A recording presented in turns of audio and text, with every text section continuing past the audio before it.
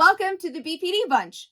I'm your host, Xannie, and today I'm here with Andrea, Lena, Sophie, André, and Alysha, who is here as our special guest. She's also in functional recovery from BPD and is a certified alcohol and drug counselor. So where in the world is everyone coming from today? San Antonio, Texas. London in the UK. Southampton in the UK. I'm in Minas Gerais, Brazil. Grants Pass, Oregon. So today we are going to talk about one of the most common co-occurring issues with borderline personality disorder, which is substance use disorders. So Alysha, could you tell us, what is the definition of a substance use disorder? So the definition of a substance use disorder is a repetitive behavior or ingestion or intake of a substance despite negative consequences. It doesn't say what substance qualifies as a substance use disorder. It doesn't say how long you have to use something for it to be a substance use disorder. It's just the repetitive use despite negative consequences. It kind of encompasses a broad range of possibilities and sort of severities. And I know for me, it wasn't until after I didn't have as much of a problem anymore that I realized that I had one, because I was like, I'm not an addict. I'm not an alcoholic. I started out in high school, so afraid of getting in trouble. I didn't even drink for the first time until I went overseas to the UK. And it was legal for my age. It was like, oh, well, I can do this here. And I didn't do it back home again until I was invited to a boat party. Impulsivity and identity were two BPD symptoms that really played a role for me. So for the impulsivity, I had no sense of when to stop drinking. And it wasn't like I was trying to stop but couldn't. I just didn't ever think to stop once I started. And then identity, I surrounded myself with people who used, and since I didn't really have much of my own identity, I just did whatever they did. If somebody else was doing something and they handed it to me, I'm like, okay, great, I'll try this. And so it was mostly a social thing until I ended up in treatment for BPD, and then substances became an escape. If I had the opportunity to take something to not be here, I would. As part of that, I was made to go to NA and AA, but I always just told myself, I'm just here because I'm supposed to be. I'm not an addict. I'm not an alcoholic. If I admit to having an issue, then they're going to tell me I can never do any of these things ever again. And I don't think that I can do that, not because I crave the substances, but forever is a long time. That's a big commitment to make to anything. I didn't really realize until many years later just how much those experiences were affecting me, in particular, my ability to regulate my emotions. So that's my experience. What is everyone else's experience with substances? My name's Alysha. I am a person in long-term recovery. September 7th will mark 12 years for me. My substance use story started, I had in utero exposure to alcohol. I was raised in a household where alcohol and cannabis were a part of everyday functioning. So those things did not seem dangerous or risky to me in my early adolescence. I was seeking some form of numbing.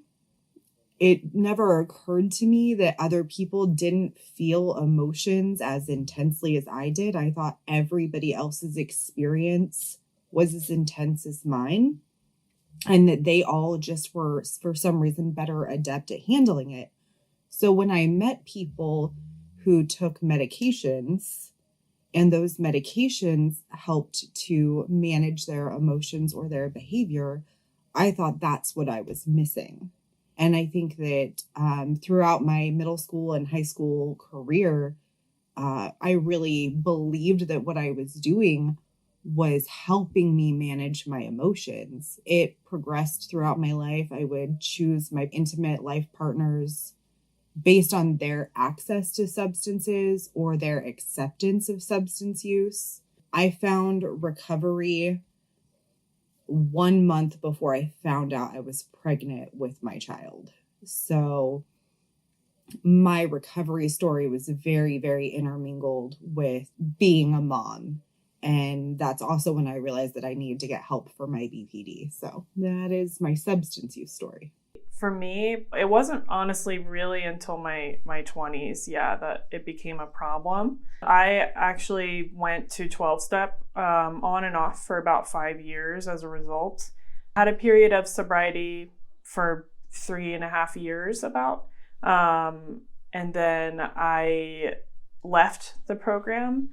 And because I felt like I had failed by not sticking with the abstinence model of 12-step, I felt like, well, I'm just going to go all out on the other end now. So I went even harder than I had before I went into 12-step. And it wasn't really until my late 20s that it was really bad. Waking up and, not just feeling like a human being, just kind of felt like I was always trying to escape like reality in general. It was like, it was either like the escape time or the suffering time. When I got to, DBT, that's when I realized like I need to find some other form of recovery that works for me. And so that's when I started to explore like harm reduction, like functional recovery rather than abstinence, because I found that black and white model of you're either all in or all out, that was just not the right place for me. And now I'm, in a place where I'm able to just kind of dabble from time to time with alcohol, but not really use it too much, because it I think part of me just I got really sick, and I think that scared me. I kind of have like the same sort of thing, Xannie. Like, it was kind of available in the group of people that, I was surrounded by. Like anything and everything was just there. So it was like, hey, well, we've got this, okay, sure, why not? I was always down for anything. I definitely started being risky at a really young age. I think it was either in the 7th or the 8th grade. And I just kind of went on after that throughout high school. And then, I was part of a scene where it was just very everywhere and everything was free. I didn't ever have to go into treatment for it, but I did realize that it was a problem when certain circumstances would make me feel like, well, I'm feeling like this. And if I do this, then it'll make me feel this way. And that's what I want to feel right now. So that's what I want to do right now. And so I would go on the search for it so that way I could numb this feeling or feel this feeling. My story started as a place of my childhood wanting to fit in. I came home from school one day and basically my bags were packed and I was told by my parent, you've got to go. And I went into the care system. When you feel like you've been discarded as an individual, you seek something to numb the pain. So then I got into the parties. Obviously with the party scene comes having a little thing here or having a little thing there to look cool, because you didn't want to be one of the square kids. I had a huge sense of social anxiety when it came to mixing with large groups of people. So what I would do was almost self-medicate myself very often with substances and alcohol before I went to these large gatherings. And then people came to know me as someone who was the life and soul of the party, because I was always, yay, one more, yay. As I got older, I went into, funny enough, the fitness industry, which I was incredibly good at. So at this point now, I had almost like a dual identity, where it was the healthy persona on one side and the falling over into a ditch or something, or into a taxi on the other end. And again, I think that really increased feelings of shame and stuff for me, because it was like, you're saying this on one side, but you're not practicing what you preach. So again, this led me to then want to numb that feeling. Because I think, Xannie, someone said earlier on, you don't know your limits, and I didn't know my limits. So there was no one to tell me no. And I was quite a scarily aggressive person in my youth. So nobody would feel they could tell me no, because how do you tell someone no when you're scared of the consequences of getting on their bad side? And it was as a result of that, and getting in trouble with the law and things, that made me finally think, I need to try and find a way to get out of this. And that started my journey. And then I dipped and I fell, and I dipped and I fell, until finally one day I went to like a pre-drinks, pre-party, before you go to a big night out. And I just thought, I don't want to do this anymore. I'm not feeling it. And that was back in 2019. And I've been pretty much sober since, but I didn't want to have my sobriety to be based on full abstinence. I just wanted to be in a position where I could have a little bit of something and think, right, I've had a taste, that's enough. So my substance use story. I grew up in quite a strict household, or like a religious household, Muslim background, and so none of that was in my home. And as a teenager, I was quite rebellious. Like after I left secondary school, I just rebelled. Like I dropped out of college a few times, and like, because these were things that I wanted to do anyway, and I was a bit more independent. I started just experimenting with things, and it was all fun and games at first. It always is, isn't it? Then I fell pregnant, and as soon as I fell pregnant, I just had it in me to stop. Like literally the whole 9 months, didn't do anything at all. Because I felt like this child didn't ask to be inside me, so why should I pollute it, you know? So I stopped, and then she was born, and I was breastfeeding, all the rest of it, and I didn't touch anything. And as time went on, and I felt lonely in motherhood, I guess substances became a good friend. And I remember over one Christmas period is when it really got to, like, I was abusing substances like every day or every other day or something, like when my daughter would go to sleep. And I think that's when it sort of became a problem. Someone said to me, well, you're going to have to stop this life. And as a knee-jerk reaction, I just laughed in her face, because I couldn't imagine a life without, you know, substances. I came to a place with it where I had to get help. I was in therapy at the time. They put me on a program, and I was with a key worker for substance misuse for about 3 or 4 years. Things just started to click into place, because I was dealing with the things that I was trying to soothe myself from, you know. That was a horrible undertaking within itself, because a lot comes up when you're having treatment.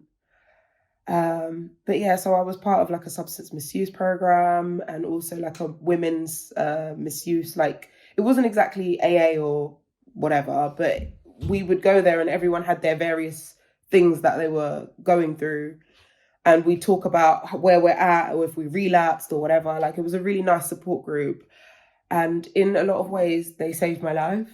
Fast forward to now, yeah, I'm all right. I've just learned that when the fun stops, stop. That's on an advert for gambling in the UK. And I've really taken that on. I love that what you just said, and it's so funny, because like I feel like in a lot of ways the fun never started. Like, there were so many parties where I would like do what other people were doing, and I would be like, they look like they're having fun. Why is this not fun? And I would keep doing it, because it's like, well, man, I haven't done enough yet, because it's so fun for them. For me, there were times where it was so fun that I would be like, I'm going to make that happen again. And I try so hard to recreate the fun, and the fun just, I feel like I was always chasing that one time when it was like a blast.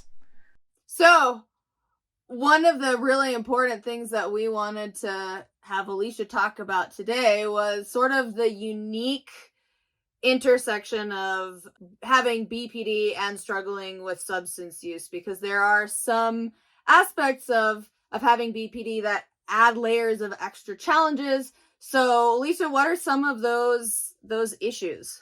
In one of the treatment models is sort of these tipping scales. So when you first start using substances, the payout of the substance use is way up here, and the consequences are low. As you continue with that behavior, the payout becomes less because you have diminished return, and the consequences start to catch up. But by the time that the consequences have exceeded our substance use, the payout, we are still stuck chasing that relief. We're still stuck chasing that initial big payout. And I think that for people with borderline personality disorder, we are always seeking some form of stability or some muting because our emotions are so intense. And so that payout probably has a bigger reward for us than it does for somebody who doesn't have such intense emotions when they experience them. Not to say that everybody isn't trying to mute some pain or some emotion, but ours are so intense that initial payout is really, that's the addictive part. When the fun stop isn't always the easiest thing to do because it's so sneaky when the fun stops. It's not always obvious. So the next thing I had in my notes was the escalation cycle, which goes back to how intense we feel. So for a standard person, you have a baseline that your emotions are at that's like right here.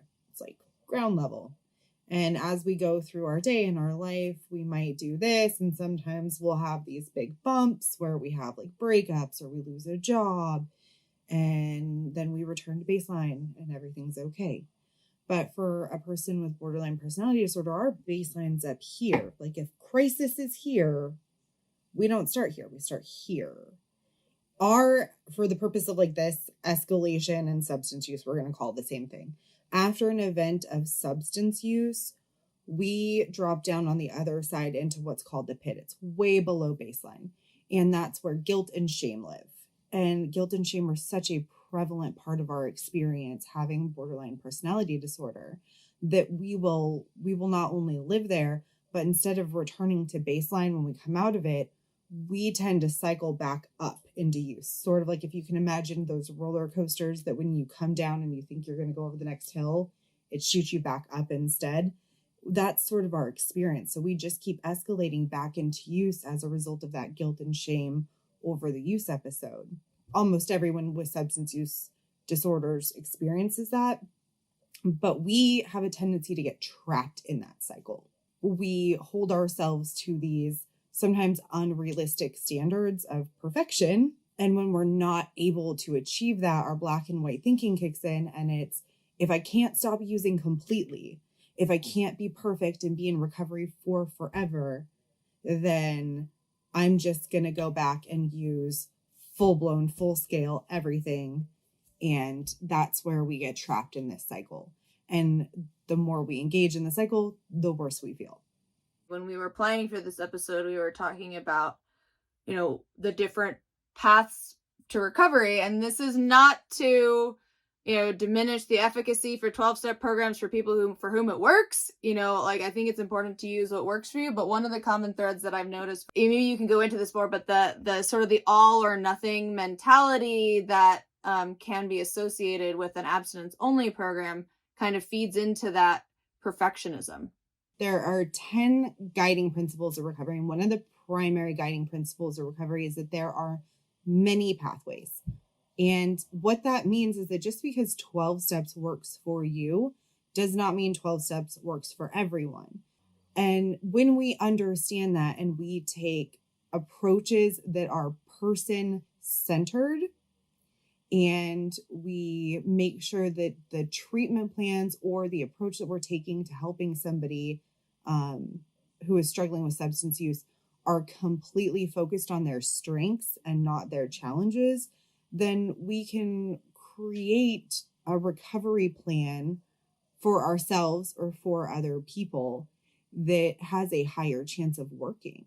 Harm reduction is great for people with borderline personality disorder because it doesn't operate on a black and white concept. It's not, if you can't abstain, then you're not doing it right. It's if you can eliminate the more harmful behaviors, if you can eliminate the more harmful substances, then you are succeeding.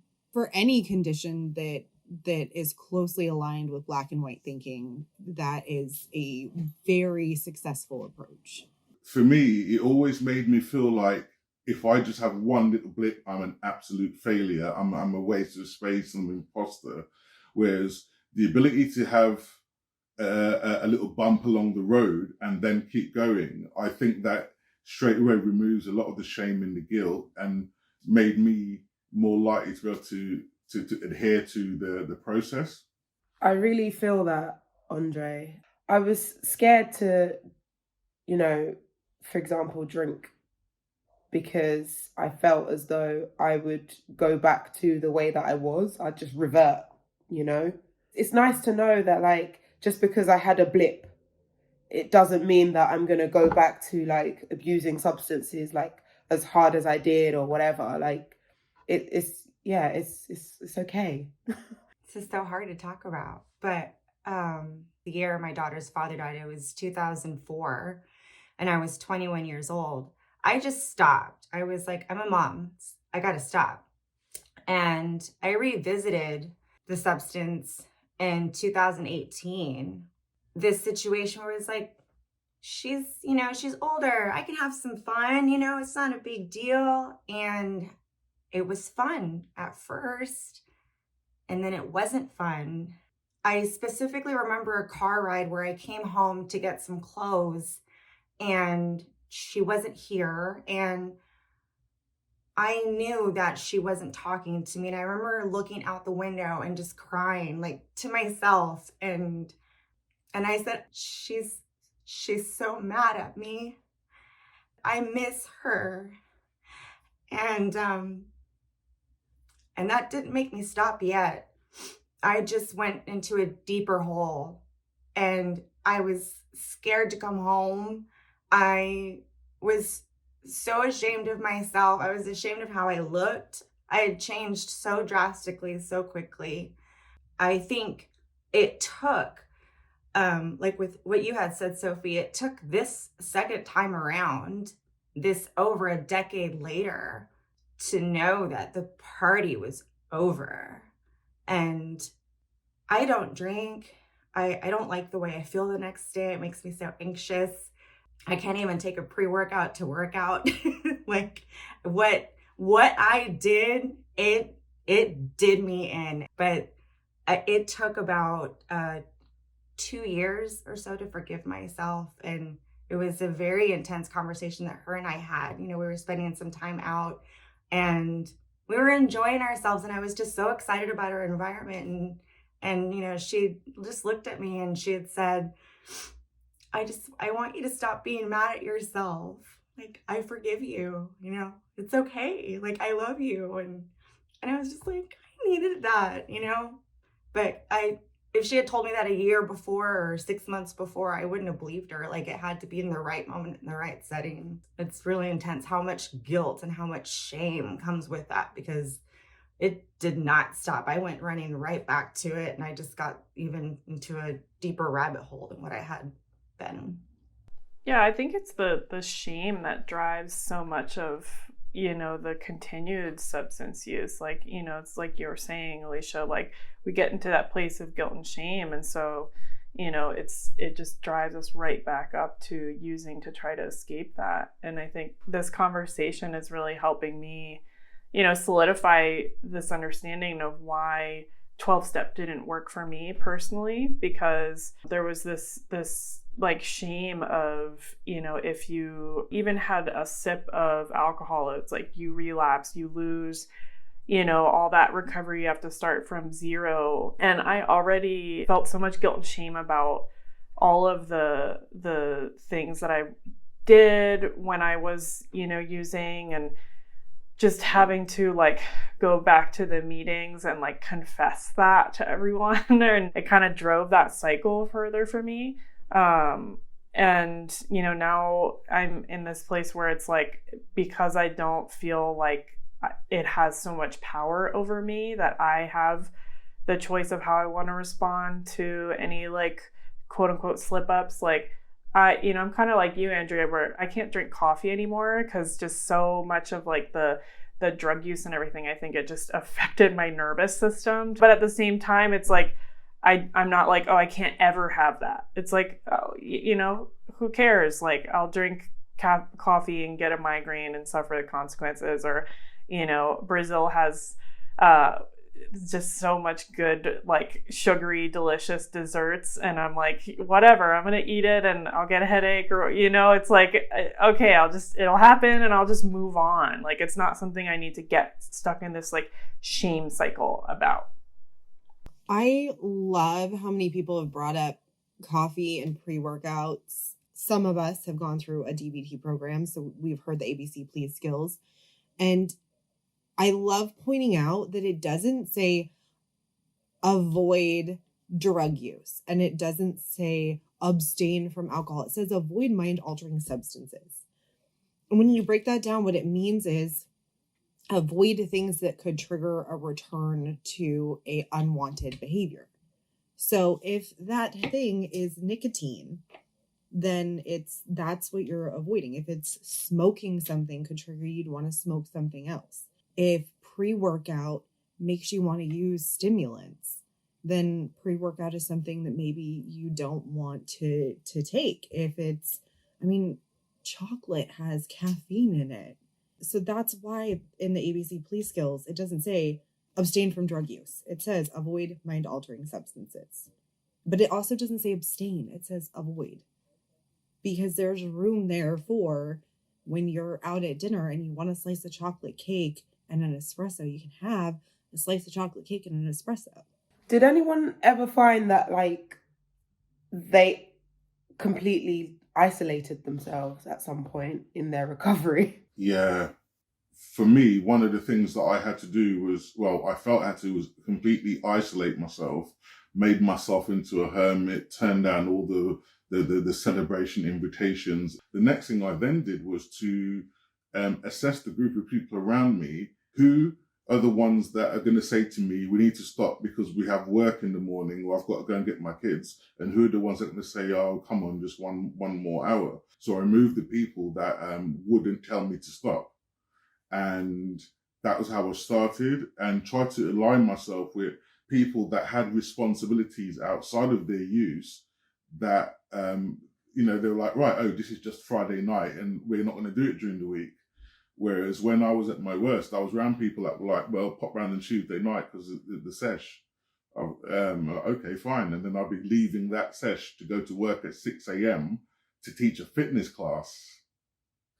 And I'll be on fire because I was still a little bit like, yeah. And everyone's like, you're the best trainer ever. I'm like, yeah, I'm buzzing. But then it was the shame of, they give me all this adoration, but how do I tell them I'm a hypocrite and I'm a fraud?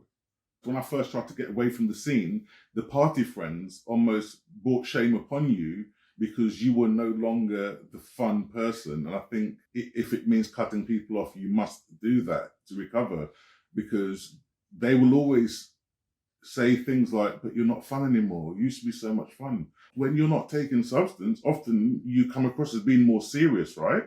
Because now you're trying to think about, am I going to be a good dad for my kids, or am I going to be a good mum for my kids? And most people, oh, mate, that's too heavy.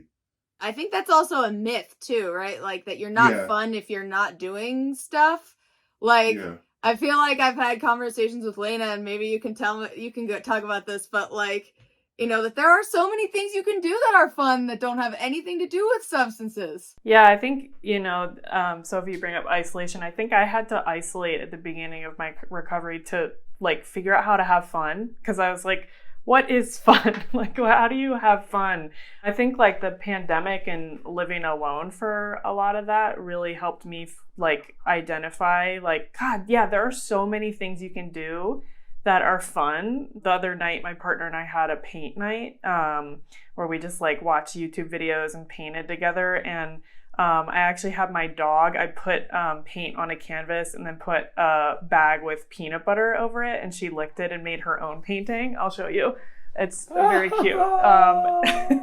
This is Iris's masterpiece. So but like, that kind of stuff that's like, wow, like I would have never done that years ago, like, but like, God, yeah, there's so many hobbies you can get into. Like for me, it's been like roller skating and dancing and learning languages and stuff. It's like, God, there's so much time also when you're not recovering from using to do other stuff. I think so many people, they're too ashamed to tell someone else that I need to do this thing. And it doesn't have to be a program, but you have to have someone that can say, all right, let's go out and have a sober cinema day or something instead of going partying. One of the things that I think it really helped me was I stopped lying to myself about my substance use and alcohol intake, because I constantly lied to myself that I didn't have a problem. I remember passing out in someone's house one time, literally freaked everyone out because I'd done so much substance that I literally blacked out and boom, woke up on the floor thinking what's going on. But I think, yeah, you have to be willing to not lie to yourself. And I think what stops most people from entering into any form of recovery is the lie you tell yourself that I've got it under control, and other people in a worse situation. So when you compare yourselves to people in what you feel are worse categories, you will never fully address, I don't think, what you need to do, because you always got this thing, I'm okay. For some reason, there are still people who seem to treat like substance use as separate from other mental health conditions. And it's like, well, you could just put that down. Like, it's a choice, right? Like, you're choosing to do this. And I think we all know better that it is a mental health condition. And I think that being able to admit to yourself like that there is a problem, and that there are varying levels of having a problem. There's not a separate diagnostic manual for substance use and behavioral health. Like, it is behavioral health. Substance use is behavioral health. It's the same thing. I wanted to ask about swapping one substance for another, because I found in my experience that when I had isolated myself because a group was using a certain substance, I picked up another one. So Alysha, please shed some light on that sort of behavior. So we refer to that as cross addiction, and I'll take it even one step further in that it's not always a substance that we cross addict to. We can cross addict to a behavior. If going to the gym becomes your addiction, that can be as big of a problem. The way that we avoid this is by learning relapse prevention skills, and then you apply those skills to everything. Am I doing this because I want to do it, or am I doing this to replace the thing I don't have anymore?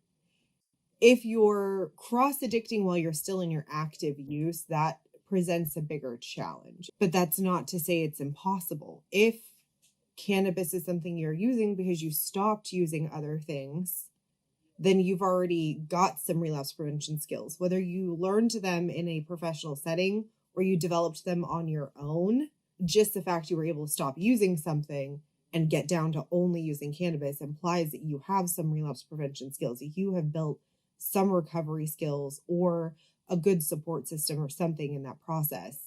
So really identifying how it is that you have not used other substances in this period of time helps, because then you have a conscious awareness of what you need to replicate to not do these other things. I've definitely gone on to transitioned onto other things and then also successfully stopped. So yay! But also there's low level things that I might use. Like I vape, for example. I don't want to vape anymore, to be fair. I know, Xannie, you were able to stop. Yeah. How the hell did you do that? I kind of used replacement as like a shaping to get to where I wanted to go. So like when I was using nicotine, that was something that I picked up from being around people in NA, because many of them replaced their problematic substances with nicotine. And that was where I started. I was sort of in the unique position that since I had overcome a pretty severe eating disorder, I kind of had innate tools that I picked up from that I was able to apply to quitting nicotine. I think for me, I also realized that I really wanted people to see me as reliable. And I guess I found certain relationships were more motivating to me to change my behavior than other relationships were. And so for nicotine, what happened was I was vaping and I was spending $200 a month. And I was about to open a business. And I was like, I don't want to have a bad month until I have to let some of my employees go or be like, sorry, I can't pay you because I have this really expensive habit. And so I basically I quit. I told everyone the day I quit, I went to get coffee like 10 times. I told every coffee shop person that I was quitting. I told every person I saw that I was quitting, because for me, having to go back and tell people that I didn't actually do it was a really strong motivator for me to stick to it. What you did by taking things that you already knew were skills that you had and you already knew what worked and didn't work, that's what we call taking a strength-based approach. And while I can't give you a perfect answer, like a solution to the problem of cross addiction, what I can give you is the sort of strength-based formula. If I were to be trying to teach a child how to tie their shoes, and the problem were we can't tie our shoes, and the challenge was that we don't know left from right, and so I keep trying to use the solution of put your left lace over your right lace and your right lace over your left lace, and then you're going to put the right lace under the left lace that's now on the left side. This child's going to be so lost because I'm using the problem to find the solution. But if I know that this kid knows their colors really well, then I'm going to take a red lace and a blue lace, and I'm going to say, okay, dude, you're going to take your blue lace and you're going to put it over the right lace. And now you're going to wrap the blue over the red. And I'm going to use their strength to find the solution for the problem.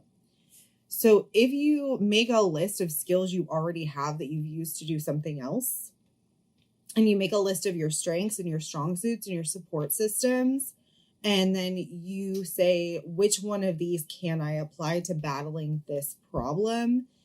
Then you're not as focused on the problem. You're focused on skills you already have. You're not reinventing the wheel. You're not trying to use things that worked for other people. You're using things that you already know work for you.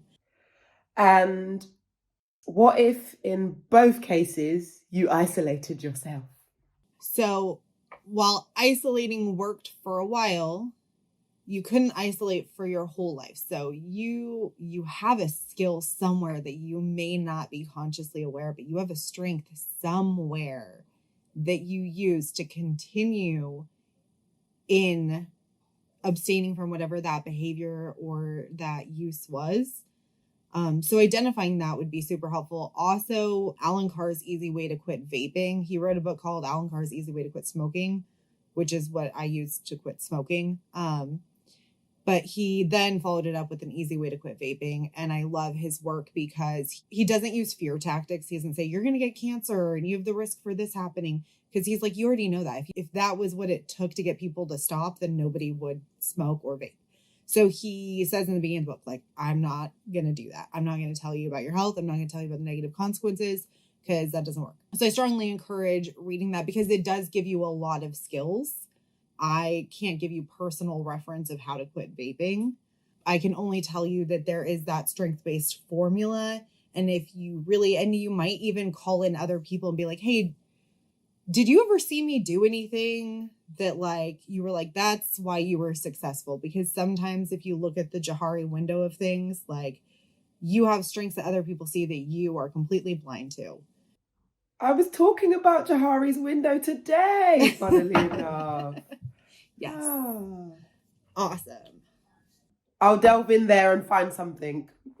Alysha, we wanted to ask you, so all of this is from, the experience of someone struggling with BPD and substances. For anyone watching who is like a friend or family member of someone struggling who wants to be helpful, what would you say to them? The first piece of advice I always give family members is get your own therapist. Really, because the experience that you endure being the loved one of somebody who's affected by substance use or BPD, or in the case of many of us both, that can be very traumatizing at times.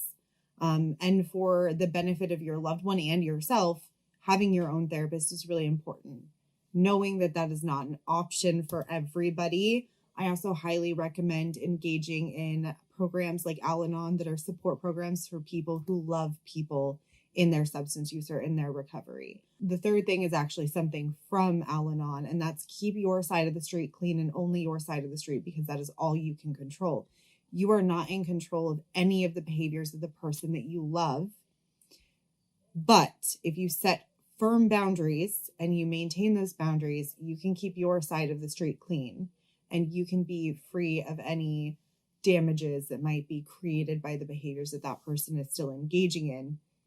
And that may be hard at times, and that may not feel great at times, but it is really important for the longevity of your relationship and for their recovery, because trying to control their recovery is going to lead to resentments, and it's going to create an echo chamber that you don't want to get stuck in.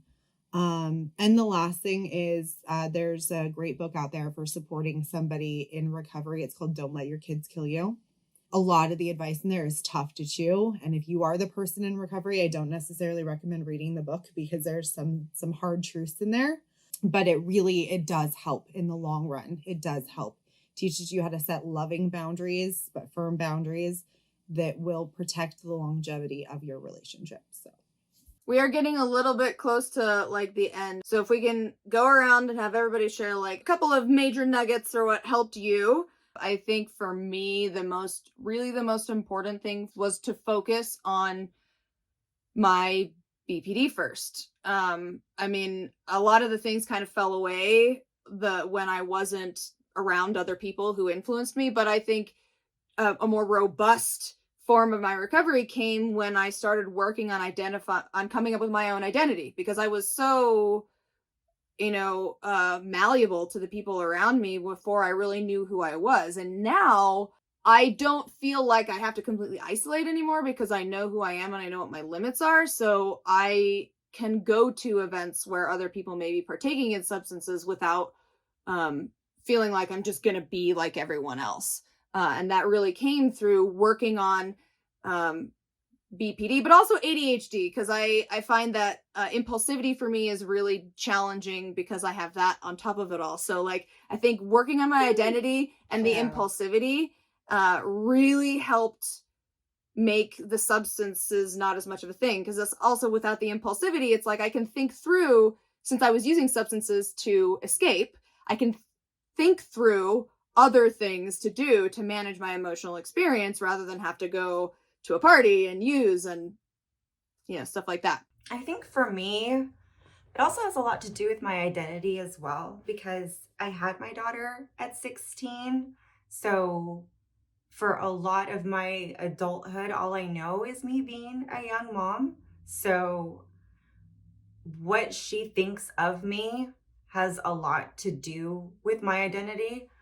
And that first time around, whenever her father had passed away, she was my big why as to stopping everything. So with my second time around, by that time we had developed such a great relationship. It had been just me and her, for so many years. And the way I had gone about everything, our relationship had just diminished. And it was just so weird that our communication had just changed so much, and it was just really sad, and it impacted me a lot. So she's always been my why with my recovery, and not wanting to do things and wanting to be a better person all the way around. Deviant has always been my reason for wanting to be a better version of myself, and she's always got my back. And she's always letting me know whether or not I'm doing better. And she even, does the tisk thing with me and stuff like that. So she's my buddy. She's my partner in crime. Good crime, if that's a thing. Recovery process doesn't have to be linear. I think the most important part I would suggest for my recovery was the wanting to be better, and having even a vague feeling in your head that there has to be a smarter, better way than this to do something. And I think that's what you need to hold on to, because if it's too rigid, it's easy to fail. Like, I must do this by the 19th of June. And that's how I used to think. And I'd always fail. But by having a more flexible, almost a modular way of thinking, I was able to think, right, this is it. So education, I would really strongly suggest education. Whatever you're taking or using, there's a reason why. So if you maybe look at a few basic like psychology things and things to try and understand your brain, straight away you'll start to see your recovery as almost a scientific process and not an emotional one. And that's what was the big thing for me. I took the emotion out of it and thought, oh, I want to learn how this works. I think for me, one of the biggest pieces of recovery is letting go of this idea of being perfect. We call it recovery because, it's a constant process. Life is challenging. And so I try to just approach my life as, I'm trying to be better, feel better, but I don't have to do it perfectly. There's probably things that I do maybe in excess. I play a lot of video games, but at the end of the day, it's not negatively impacting my life in the same way that substances were. And so if I'm not, one of those influencers who gets up at 5 a.m. and does the workout and drinks the green juice and stuff, so be it. Who cares? It's fine. I don't have to be perfect. Perfect doesn't exist. If I had to pick like 3 things that really solidified my recovery in the way that I define it, it would be I accept my humanity. I still have cravings 12 years into recovery. I still have cravings. Early recovery, before I got treatment for my BPD, I felt like cravings were a failure. Even after I studied addiction, I got a degree in addiction, I still felt like cravings were a failure. I don't anymore because I accept my humanity completely, radically accept it. I do not put myself in situations where I am at risk for using. That doesn't mean I don't go to bars, because I live in a small community where there isn't a lot to do that isn't in a bar. So I go out and I do things, but I make sure that the people that I bring with me are people that are aware of my recovery, are aware how important it is to me. And they create this nice barrier around me that keeps me from engaging in things that are risky. And the third thing is I practice my ABC please skills. I practice them every day. Not perfectly. Sometimes I'm like, I'm not going to exercise today. But they're there. Like, I check them. It's a mental checklist I go through every single day. So that's my 3 things. I think I can definitely piggyback off of what you said, Andrea. A big part of why I wanted to stop doing all the things I wanted to stop doing is because my daughter's getting older. She's 11 now, and she's recognizing things and sometimes calling them out. And there's nobody who shows you who you are more than your children. They will point out your worst and your best. So being afraid of her modeling my behavior, especially now she's coming of age or like in that teenage process.